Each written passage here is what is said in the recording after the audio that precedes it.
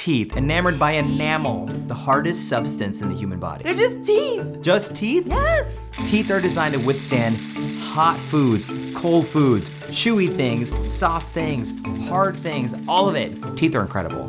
We should probably take a bite out of this topic.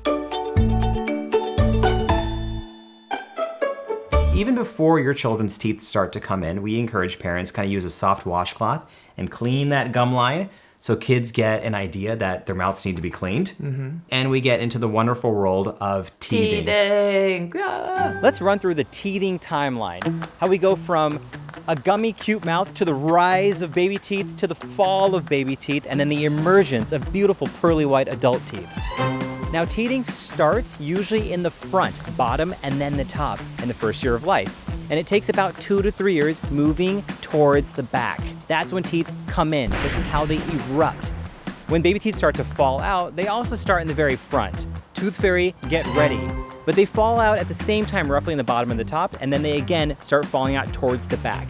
This starts at around year 6 and 7 and usually finishes around when kids are around 10 to 14. And during this entire time, as toddlers are growing, so are their jaws, because they have to make enough room for all those adult teeth. And in the process, the baby teeth are almost acting like permanent little space fillers for the soon-to-be adult teeth. Even before you actually see permanent teeth, they're all right below the baby teeth, pushing on those roots, saying, get out of my way. And if you look at this on an x-ray, try not to get alarmed, it kind of looks like a horror show. The permanent teeth literally push up on the baby teeth, dissolve the roots, and kick the baby teeth out and settle into their new home. Now, the entire process of permanent teeth replacing baby teeth is called exfoliation. And the eruption of permanent teeth usually happens in pairs as well. So it's twice the fun. By the time kids are 13 years old, they should have 28 permanent adult, ready to eat the world teeth. And by the time kids are 21, aside from probably annoying their parents a little bit more, they may also have 1 to 4 wisdom teeth as well. But let's rewind to those first couple of years, when the wonder of teething begins.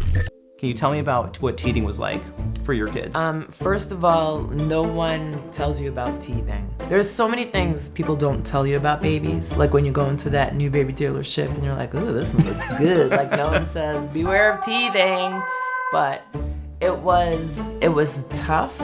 We went through 1,000 styles of teething rings, teething baubles and giraffes and every kind of teething thing you can imagine. A cold washcloth is what worked. A cold washcloth? Yes, Lulu loved a cold washcloth. What was the recipe for the cold washcloth? Wet it, put it in the fridge, and wait for her to start shrieking. Then remove the washcloth from the fridge, insert it into her mouth. Baby, stop shrieking. I will say that anytime my first child cried and there was no obvious reason, every mom around me said, oh, she's teething. She's default crying. teething. Why is he acting like? Why is he pooping? He's teething.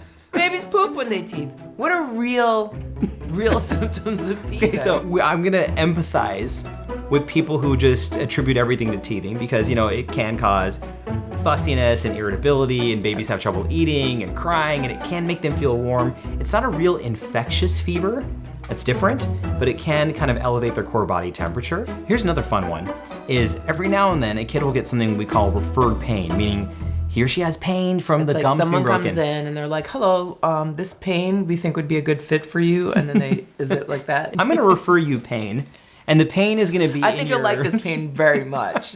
This seems to be the right pain for you. Well, the pain that you refer to your kids in that dating sense would be ear pain, which can sometimes come from teething. So you'll see kids teething and they'll sit there and like tug their ears or like rub their cheeks, or every now and then I'll get a video on social media from a parent being like, oh my God, my kid's doing this weird thing, and the baby will be like kind of popping and locking, but in reality rubbing their ear because they're teething. They're not really good at it.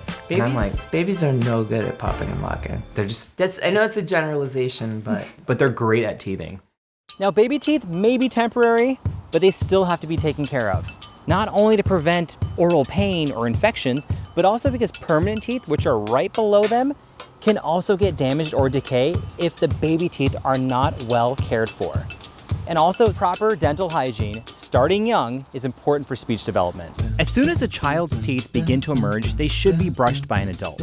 By the time kids are about 1.5 or 2, an adult should be brushing their teeth at least twice a day for the full 2 minutes. And you want to start in the back, in the molars, where cavities are more likely to be formed.